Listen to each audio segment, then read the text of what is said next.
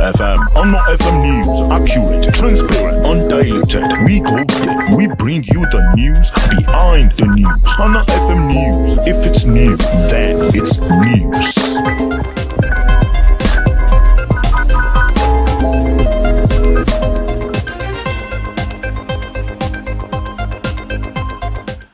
A wonderful afternoon and welcome to the News Flash on 103.5 FM.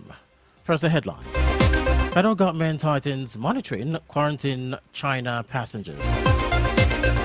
From the pace of the states, Makinde shows viability of Ibadan airport.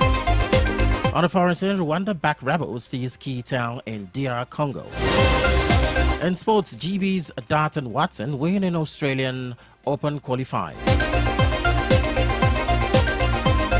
Now the news and details. I am Richard Ekpo.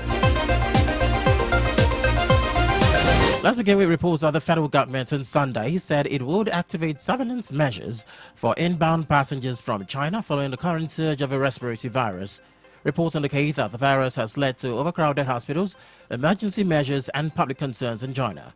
The virus, attributed to the human metapneumovirus, has seen cases spiking across northern Chinese provinces this winter, particularly among children. In response to the rising cases, the Chinese government announced measures including constant monitoring of cases, the adoption of masks, social distancing, and disinfection of public spaces to curb the increase of the virus.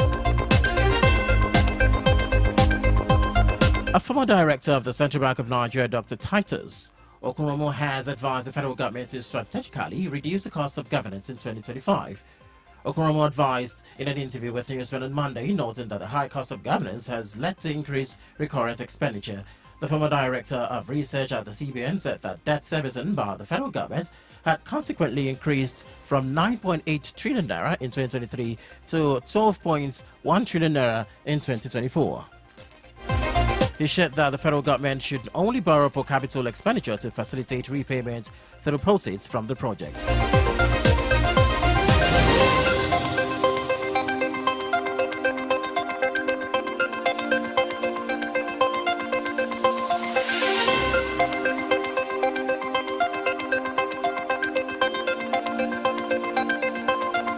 From the base of the state, Governor Seyi Makinde of Oyo State has made a significant announcement pledging to upwardly review Oyo State pensioners' pension, a framework which has not been reviewed since 2007. To achieve this, he promises to establish a committee dedicated to pension reforms.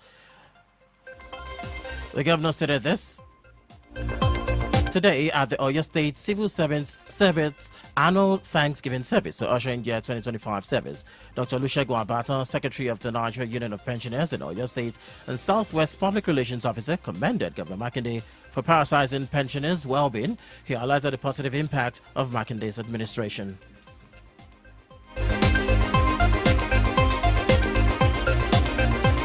Still from the pace of the states, the state governor, Engineer Seyi Makinde, says one of his priorities this year is the completion of the upgrade of Ibadan Airport to international standard. Makinde, who spoke yesterday, said although he had been getting much banter on the viability of the facility, efforts being put in place so far by his administration would make the airport viable and compete favorably with Murtala Mohammed International Airport in Lagos. He made the remark at the annual Thanksgiving service held at Rehoboth Cathedral, Victoryland Complex, Leole Estate Extension of Ring Road, Ibadan.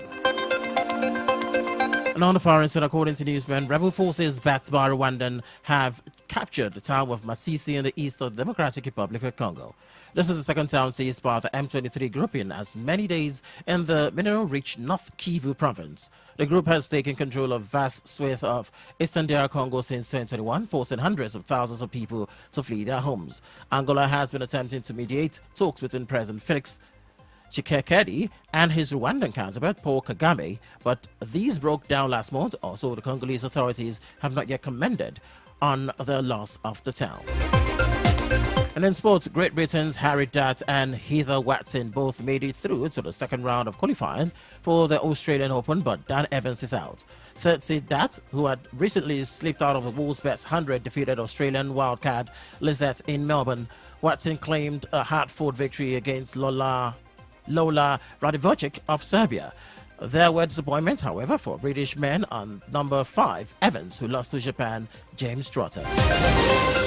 And that's the news flash on Honor 103.5 FM. Remember, for eyewitness reports, news mentioned in news commercial, contact Honor FM Newsroom on 0817 7675 5555 or 0913 600 1035. You can also visit our website at www.honorfm1035.net for information.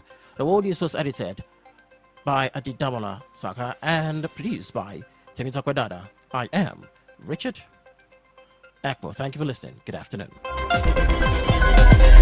And that was